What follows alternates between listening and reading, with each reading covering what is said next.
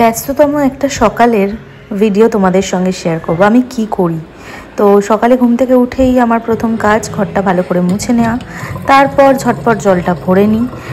আর আজকে যেহেতু নিরামিষ রথযাত্রা, তাই জন্য চালটাও ভিজিয়ে নিলাম, নিরামিষ খাবো। আর ভাতটা সবার শেষে আমি বসাই সব সময়।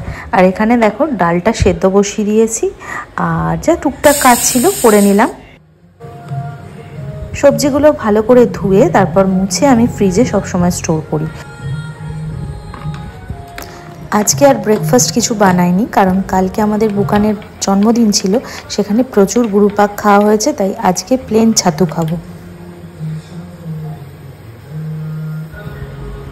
এইবার ঝপঝপ আমাকে এখন সবজিগুলো কেটে নিতে হবে। ইতিমধ্যে আমার চাটনি কিন্তু হয়ে গেছে, তো সেই ফুটেজটা আমার নেওয়া হয়নি।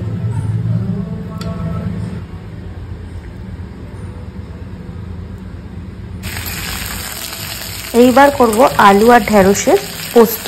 তো সেটার জন্য কালো জিরে দিয়ে ফোড়ন দিয়ে আমি আলু আর ঢ্যাঁড়সটা লাল লাল করে ভেজে তার মধ্যে পোস্তগুলো দিয়ে দিয়েছি। আর এখানে আমার এয়ার ফ্রায়ারে হচ্ছে কাঁকরোল ভাজা। এই যে করে কাঁকরোল ভাজাটা দারুণ খেতে লাগে। এইবার সবশেষে আমি ভাতটাও বসিয়ে দিয়েছি। দেখো ভাতটা হতে হতে ততক্ষণ পোস্তটা কতটা কমপ্লিট হলো আমি সেটা দেখে নিলাম। দেখলাম প্রায় হয়ে এসেছে। একটু মিষ্টি দিয়ে দিলাম নামানোর আগে, কারণ নিরামিষ খাবার একটু মিষ্টি না দিলে আমার চলে না বাপু। আর এখানে দেখো আমার ভাতও ইতিমধ্যে রেডি হয়ে গেছে, আমি ভাত উপর দিয়ে দিয়েছি। আর রান্নাঘরটা এবার একটু ক্লিন করে নেব। আমার ভিডিওগুলো তোমাদের কেমন লাগছে অবশ্যই কিন্তু কমেন্ট করে জানিও। আর যদি ভালো লাগে চ্যানেলটা সাবস্ক্রাইব করে দিও। আর যারা আমাকে ফেসবুকে দেখছো তারা আমার পেজটা লাইক আর ফলো করে পাশে থেকো।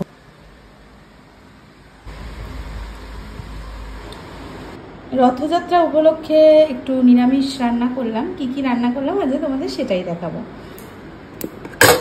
দেখো একদম ঝরঝরে ভাত সাদা আছে, কাঁকরোল ভাজা। এটা কিন্তু আমি এয়ার ফ্রায়ারে ফ্রাই করেছি, মানে আমি তেল একদম 1 ফোঁটা 2 ফোঁটা দিয়েছি। আর এখানে হয়েছে ঢেঁড়স আলু পোস্ত, একটু মাখা মাখা করে করেছি।